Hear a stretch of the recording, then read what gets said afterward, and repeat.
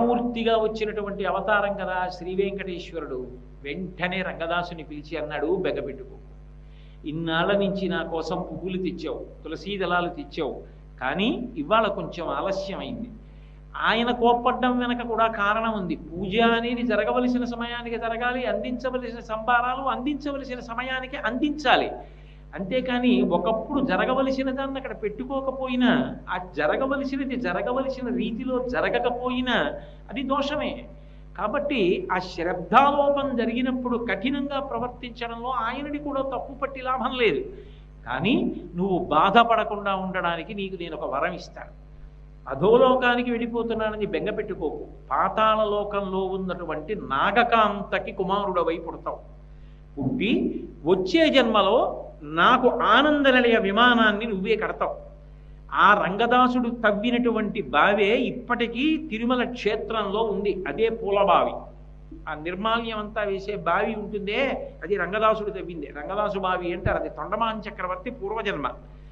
అందుకని అధోలోకంలోకి వెళ్ళిపోకుండా కాపాడాడు కాబట్టే సుధర్మ మహారాజు గారిని, సువీర మహారాజు గారి యొక్క కుమారుడు. ఆ సుధర్మ మహారాజు గారు ఒకప్పుడు వేటాడుతూ వెంకటాచలంలో కపిలతీర్థం దగ్గరికి వచ్చాడు. వచ్చేటప్పటికే అక్కడ కపిలతీర్థంలో స్నానం చేసి ఒక నాగకాంత తిరుగుతోంది. ఆయన ఆమెను చూసి మోహించాడు. నేను సుక్షత్రియుండి గాంధర్వ వివాహం చేసుకోవచ్చు, నీ యందు అనురక్తి కలిగింది, నేను వివాహం చేసుకుంటానన్నాడు. ఆమె అంది, నేను నాగకన్యని, పాతాళ లోకంలో ధనంజయుడు అనబడేటటువంటి ఒక గొప్ప సర్పరాజు కుమార్తెని. నా తండ్రి గారికి ఒక కోరిక ఉంది. గొప్ప క్షాత్రము కలిగినటువంటి వాడు, రాజ్య పరిపాలన చేస్తున్న ప్రభువుకిచ్చి నన్ను వివాహం చెయ్యాలని, నా కడుపున పుట్టినటువంటి కొడుక్కి ఆ రాజు రాజ్యమిచ్చి పట్టాభిషేకం చేయాలని కోరిక. అందుకని నేను అటువంటి వారిని వివాహం ఆడతానని అంటే వెంటనే సుధర్మ మహారాజు గారు అన్నాడు, నేను నారాయణపురాన్ని రాజధానిగా చేసుకుని రాజ్యం చేస్తున్నాను. నేను రాజుని, క్షత్రియుణ్ణి. మీ నాన్నగారు కోరిన కోరికలన్నీ నా యందు అన్వయం. కానీ నువ్వు ఒక్క మాట అడిగావు, నీ కడుపున పుట్టిన బిడ్డ ఎవరుంటాడో ఆయనకి రాజ్యం ఇవ్వాలని అడిగావు. అది సాధ్యం కాదు. ఇప్పటికే నాకు పెద్ద కొడుకు ఒకడు ఉన్నాడు, ఆయన పేరు ఆకాశరాజు. ఆకాశరాజుకి రాజ్యం ఇవ్వాలి. కానీ నీకు నేను ఒక వరం ఇవ్వగలను. రాజ్యాన్ని 2 సమభాగములు చేసి ఒక భాగాన్ని నా వలన నీకు జన్మించేటటువంటి కుమారుడికి ఇస్తానన్నాడు. ఆమె అంగీకరించింది. వాళ్ళిద్దరూ అక్కడే ఆ కపిలతీర్థం దగ్గర విహారం చేశారు కొంతకాలం. ఆమె తన పుట్టింటికి పాతాళలోకానికి వెళ్ళిపోయింది. వెళ్ళిపోయేటప్పుడు కుమారుడు కలిగిన తరువాత, యుక్త వయసు వచ్చిన తరువాత ఉత్తమ విద్యాభ్యాసం చేయించి నీ వద్దకు పంపుతాను. పంపినప్పుడు గుర్తు పెట్టడానికి వీలుగా రాజముద్రిక నిమ్మని అడిగింది. సుధర్మ మహారాజు గారు రాజముద్రికని తీసిచ్చాడు. ఆమె ఆ ముద్రిక పట్టుకుని పాతాళలోకానికి వెళ్ళిపోయి తన తండ్రి ధనంజయుడికి చెప్పింది. ఆయన చాలా సంతోషించాడమ్మా, నేను కోరుకున్నట్టే ప్రవర్తించావు, ఏది దోషం లేదు, గాంధర్వ వివాహం కదా, అది అంగీకారయోగ్యమే అన్నాడు. కొంతకాలం మనకు ఆమె గర్భం ధరించింది. ఓ కుమారుడు పుట్టాడు. ఆ కుమారుడికి సమస్త విద్యలు నేర్పించి ఆ రాజముద్రిక ఆ పిల్లవాడి చేతిలో పెట్టి, నువ్వు కపిలతీర్థం దగ్గరికి వెళ్ళు, తొండ తీగలు కనబడతాయి, తీగలు అంటారు కదా, ఆ దొండకాయలు కాస్తాయే, ఆ తీగలు అల్లుకుని ఉంటాయి. ఆ దొండ తీగలు తింపి నడువు కట్టుకో. ఎందుకంటే నేను సుధర్మ మహారాజు గారు కలిసి ఆ దొండ తీగలు అల్లుకున్న పొదలలో విహరించాం. అప్పుడు మేము నడుస్తున్నప్పుడు ఆ దొండ తీగలు తెగి మాకు చుట్టుకుంటుండేవి. నువ్వు ఆ దొండ తీగలు చుట్టుకుని వెడితే ఇక మళ్ళీ నా గురించి నువ్వేం మాట్లాడక్కర్లేదు, అర్థమవుతుంది సుధర్మ మహారాజు గారికి. రాజముద్రికని ఇమ్మంది.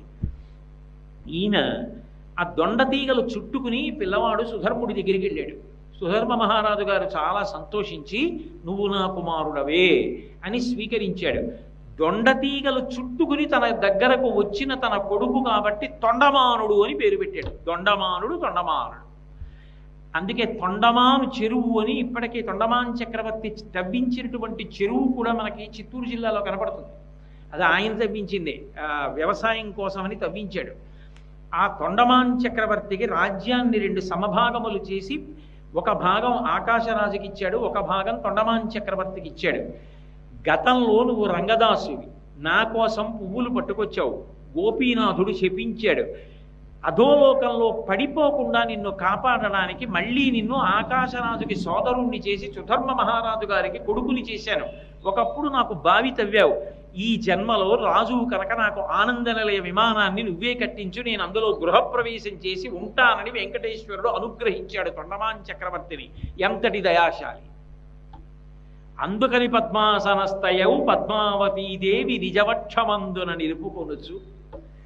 మిగిలిన అవతారాల్లో లాగా తప్పు చేస్తే దండించడం అన్న మాటకి నిండైన మనసుతో ఎంత తప్పు చేసిన వాణ్ణి కూడా క్షమించి వారిలో మార్పు రావాలని కోరుకుంటూ వాడు ధర్మపథంలో ఉండాలని కోరుకునేటటువంటి గొప్ప రూపం శ్రీవేంకటేశ్వరుని యొక్క రూపం. ఎంతమందిని అనుగ్రహించాడండి మహానుభావుడు! ఒకరా ఇద్దరా? ఇప్పటికీ కూడా పురంధరదాస్ గారి కీర్తనలు పాడుతూ ఉంటారు. కన్నడంలో అన్నమాచార్యులు వారు చేసినట్టే ఇన్ని వేల కీర్తనలు చేశాడు ఓ మహానుభావుడు. ఆ పురంధరదాస్ గారు తిరుమలలో అన్నదానం చేస్తున్నారు. అన్నదానం చేస్తుంటే ఆయన దగ్గర వ్యక్తిగత సహాయకుడు ఉండేవాడు, అప్పన్న అని. అందరూ భోజనానికి కూర్చున్నారు. అభిగారం చేయాలి, నెయ్యి అభిగారం చేస్తే కానీ వాళ్ళు తినడానికి ఉండదు. ఆ నెయ్యి అప్పన్నని వడ్డించమన్నారు ఆయన. ఆ పిల్లాడు కనబడలేదు. ఒరే అప్పన్న అప్పన్న ఎక్కడికి పోయారా అని అడుస్తున్నాడు. ఆయన గబగబా పరిగెత్తుకొచ్చి, వచ్చేసాను గురువుగారు, నెయ్యి వడ్డించడానికే కదా పిలుస్తున్నారని అందరికీ నెయ్యి వడ్డించాడు. అప్పన్న వచ్చాడు నెయ్యి జాడి పట్టుకుని. ఏమిరా ఇప్పుడు వచ్చావేరా, ఇందాక వడ్డించేసావు కదా, మళ్ళీ రెండో పంక్తికి వేయడానికా అన్నారు. ఇప్పుడే వచ్చానండి, నేను ఇందాక నెయ్యి వడ్డించడం ఏమిటి, నేను ఇందాక రాలేదు, నేను పుష్కరిణి స్నానానికి వెళ్ళాను, ఆలస్యం అయిపోయింది, ఇప్పుడే వస్తున్నాను, భోజనాలు అయిపోయాయా కొంతమందివి అన్నాడు. మరి ఎవరు వచ్చారు నీ స్థానంలో అని ఆలోచిస్తుంటే నెయ్యి అభిగారం చేయాలని పురంధరదాస్ గారు కంగారు పడుతున్నారని ఆనంద నిలయంలోంచి శ్రీ వెంకటేశ్వరుడే అప్పన్న రూపంలో బయలుదేరి అందరికీ వచ్చి నెయ్యి అభిగారం చేశాడు. ఒకప్పుడు ఆ అప్పన్న రూపంలోనే పండరీపురంలో పాండురంగడు వస్తే వేడినీళ్ళు స్నానం చేయడానికి పెట్టినప్పుడు ఆలస్యం అయిందని నెత్తి మీద ఒక్కటి కొట్టారు పురంధరదాస్ గారు. ఈయన సుప్రభాతానికి వెడితే తల వాచిపోయి ఉంది పాండురంగడు. స్వామి, నీ చేసిన తప్పు లోకానికి చెప్పడానికి నీకు వాయుడు ఏమిటి చెప్పు, నన్ను క్షమించమని అడిగితే వాపు తగ్గిపోయింది మహానుభావుడు పాండురంగడికి. పండరీపురంలో పాండురంగడి పాదాలు ఎక్కువ ముట్టుకుంటారు, అందుకే ముట్టుకుని రాసి రాసి పాదాలు అరిగిపోయాయి కూడా పాండురంగడి. పాదాలు ముట్టుకు మరీ పూజ చేస్తారు, భజన చేస్తారు బయట. అంత ప్రసన్నమూర్తి మహానుభావుడు, అంత సౌలభ్యంతో ఉంటాడు. కాబట్టి ఎవరిని అనుగ్రహించలేదు, ఎంత కారుణ్యమూర్తి. ఒకప్పుడు త్యాగరాజస్వామి వారు వెళ్ళారు వెంకటాచలం. మనం కంచి వెళ్ళినప్పుడు వెళుతుంటారు ఉపనిషత్ బ్రహ్మేంద్ర మఠం, అక్కడి నుంచి తిరుమల వెళ్ళారు. వెళితే తెర వేసేసి ఉంది. అయ్యా స్వామి దర్శనం చేసుకోవాలన్నారు. ఇప్పుడేం కుదరదు, రేపే తెర వేసామన్నారు. ఆయన అక్కడే కూర్చుని తెర తీయగరాదా అని గౌడిపంతు రాగంలో స్వామివారి మీద కీర్తన చేశారు. చేస్తే వెంటనే తెర తనంత తాను తొలగిపోతే స్వామి దివ్యమంగళమూర్తిని దర్శనం చేసి ఆయన శ్రీ వెంకటేశ్వరాని సేవింపను 1000 కన్నులు చాలవు కదా అని కీర్తన చేశారు. మళ్ళీ ఒకప్పుడు ముత్తుస్వామి దీక్షితారు వారి అన్నగారు, వాళ్ళ నాన్నగారు రామస్వామి దీక్షితులు, ముత్తుస్వామి దీక్షితులు వారి అమ్మగారు సుబ్బమ్మ గారు. వాళ్ళిద్దరికీ 40వ వయస్సు వచ్చినా కూడా సంతానం కలగలేదు. కలగకపోతే రామస్వామి దీక్షితులు గారు వైద్యనాథ స్వామి దేవాలయానికి వెళ్ళి సుబ్రహ్మణ్యేశ్వర స్వామి వారి పేరు ముద్దుస్వామి అంటారు. ఆయనకి అమ్మవారి పేరు బాలాంబిక. అక్కడ వైద్యనాథ దేవాలయంలో వాళ్ళిద్దరినీ కొలిచారు, నాకు సంతానం కావాలని. ఆయనని కొలిచి తిరువారూరు ఎడుతుంటే ఆమె గర్భిణి అయింది. ఆమె గర్భిణి అయి కొడుకు పుట్టాడు. ఆయన అనుగ్రహంతో పుట్టిన కొడుకు కాబట్టి సుబ్రహ్మణ్యేశ్వరుడు ముద్దుస్వామి పేరు మీద ముద్దుస్వామి దీక్షితులు అని పెట్టుకున్నారు. ముద్దుస్వామి తరువాతి కాలంలో ముత్తుస్వామి అయింది, ముత్యం లాంటి వాడు అని. రెండవ కొడుకు పుట్టాడు, ఆయనకి చిన్న స్వామి అని పెట్టారు. మూడవ కొడుకు పుట్టాడు, బాలస్వామి అని పెట్టారు. కూతురు పుట్టింది, బాలాంబిక అని పెట్టారు. కొంతకాలం అయిన తర్వాత రెండో కొడుకు చిన్నస్వామికి కళ్ళు కనపడడం ఆగిపోయింది, ఏం కనపడేది కాదు. అప్పుడు ముత్తుస్వామి దీక్షితారు వారి తండ్రి గారు రామస్వామి దీక్షితుల వారు చిన్నస్వామి దీక్షితులు తీసుకుని 7 కొండల మీదకి వెళ్ళారు. వెళ్ళి మండలం రోజులు నేను దీక్షగా ఇక్కడ ఉంటానని ప్రతిరోజు ఒక రాగంలో ఒక కీర్తన కట్టి పాడుతుండేవారు. అలా పాడితే కొన్నాళ్ళు ఆయన అలా దీక్షగా పాడిన తరువాత కొడుక్కి మళ్ళీ కళ్ళు వచ్చేసాయి. అందుకే ఇప్పటికీ కూడా వెంకటేశ్వర స్వామి వారి అష్టోత్తరంలో ఒక నామం ఉంటుంది, నేత్రహీన అక్షిదాయిని నమః అని.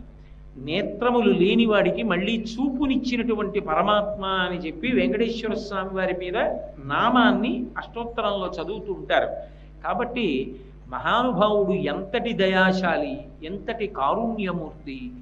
అందుకని పద్మాసనస్థయో పద్మావతీదేవి నిజవక్షమందున నిలుపుకొనుచు అసలు వెంకటేశ్వరుని కారుణ్యము అని చెప్పవలసి వచ్చిందనుకోండి, ఎన్ని నెలలు చెప్తే పూర్తవు, ఇన్ని దృష్టాంతములు చెప్పవలసి ఉంటుంది. అందుకే అంతటి దయాశాలిగా ఉన్నటువంటి అవతారం శ్రీ వెంకటేశ్వర అవతారం. పద్మాసనస్థయో పద్మావతీదేవి నిజవక్షమందున నిలుపుకొనుచు జనులకు తన చరణములే గతి అని దక్షిణ కరము పాదములు చూప, ఈ యుగంలో నా పాదములు నమ్మండి, మీకు తీరని కోరిక ఉండదు అని చెప్పడానికి కుడి చెయ్యి ఇలా కిందకి పెట్టి తన పాదములను చూపిస్తూ ఉంటాడు. ఇప్పటికీ సుప్రభాతంలో చదువుతుంటాం కదా, ప్రాయస్వ జరణో పుంసాం శరణ్యత్వేనపాణిన కృపయా దిశతే శ్రీమద్వెంకటేశాయ మంగళం అంటాం. స్వామి, నువ్వు పరమ కారుణ్యంతో పరమ దయతో మేము ఏమి ఆశ్రయించాలో దానిని నువ్వే చూపించావు. దయామృత తరంగిణ్యాస్తరంగైరివ శీతలై అపాంగై సించతే విశ్వం వెంకటేశాయ మంగళం. తన కడగంటి చూపు అనబడేటటువంటి వెన్నెల చేత లోకాన్నంతటినీ కూడా చల్లబరుస్తూ ఉంటాడు. అంతటి కరుణా దృక్కులతో ఉంటాడు ఆయన. తన చేతితో తన పాదములు చూపిస్తూ ఉంటాడు. ఎవరు ఆయన పాదములను మనసులో పెట్టుకున్నారో, పాదములు అన్న మాటకు అర్థం ఏమిటి? అవి గతికి చిహ్నం, కదలడానికి నడవడానికి కారణమవుతాయి. మన నడత దేనిని ఆశ్రయించి ఉండాలి? చేరవలసిన లక్ష్యము పరమేశ్వరుడు. పరమేశ్వరుణ్ణి చేరడానికి మార్గము ధర్మము. ఆ ధర్మము ఈశ్వర ప్రోక్తము. ధర్మానురక్తిని పొంది ఉండండి అని చెప్పడానికి ఎవరు నా పాదములను పట్టుకుంటారో వారికి ఈ సంసారం అనేటటువంటి సముద్రము నడుములోతు మాత్రమే వస్తుంది. వాళ్ళు ఈ సంసారమన్న సముద్రంలో మునిగిపోయి మళ్ళీ పుట్టి మళ్ళీ చచ్చి జనన మరణ చక్రమనందు అదే పదిగా తిరగవలసినటువంటి అగత్యము నుండి విడుదల పొందుతారని చెప్పడానికి వామహస్తంబు కటిభాగమున నుంచి చూపరులకు సంకేతించుచుండ. అలా ఉండమని ఎవరూ చెప్పలేదు, అది విగ్రహం కాదు, సాక్షాత్తు స్వామి ఇలా పెట్టి చూపిస్తున్నాడు. పైగా ఇలా పెడితే ఏదైనా నేను ఇస్తాను, బెంగపెట్టుకోవద్దని. అందుకే లోకానికంతటికీ కూడా అన్నీ ఇవ్వవలసి వస్తే ఆ చేతితోనే ఇస్తాడు. అందుకే అభిషేకం చేసినప్పుడు ఆ చేతి మించి పడిన పదార్థాన్ని పట్టి తీర్థంగా ఇస్తూ ఉంటారు. అటువంటి పరమ దయ కలిగినటువంటి స్వామి తన కుడి చేతిని ఇలా పెట్టి పాదములు చూపిస్తూ ఉంటాడు. వెంకటేశ్వర స్వామి వారి యొక్క పాదములను మామూలుగా దర్శనం చేయడం కూడా అంత గొప్ప విషయమే, అందులో ఏమీ సందేహం లేదు. అందుకే 1-4 మార్లు ఆ పాదములను మనసులో ధరించడానికి వీలుగా భావన చేస్తూ ఉంటారు. ఆ పాదములను పైన చూడడం ఒకెత్తు, అడుగున చూడడం ఒకెత్తు. ఆయన పాదముల యొక్క పైభాగం చూస్తే నల్లటి కాంతులతో ఇంద్రనీలమణులను తిరస్కరిస్తుందిట. అలా ఉంటాయి ఆ పాదాల యొక్క ఉపరితలముల యొక్క కాంతులు. అడుగు భాగం ఎంత ఎర్రగా ఉంటాయంటే అవి పద్మరాగమణుల యొక్క కాంతులను తిరస్కరిస్తాయి. ఆ గోళ్ల యొక్క చివరి నుంచి వచ్చేటటువంటి తెల్లటి కాంతులు చంద్రుడి యొక్క కాంతులను తిరస్కరిస్తూ ఉంటాయిట. అంత కాంతి వలయంలా ఉంటాయి ఆ పాదాలు. అందుకే ఆయన పాదముల యొక్క ఉపరితలములను ఈ మాంసచిక్షువుతో చూడగలగడం ఒక అదృష్టం, మూర్తి యొక్క పాదములను చూడడము ఒక అదృష్టం. ధ్యానమునందు వెంకటేశ్వర స్వామి వారి యొక్క పాదముల అడుగు భాగాన్ని చూడడం తరించిపోవడానికి మార్గం.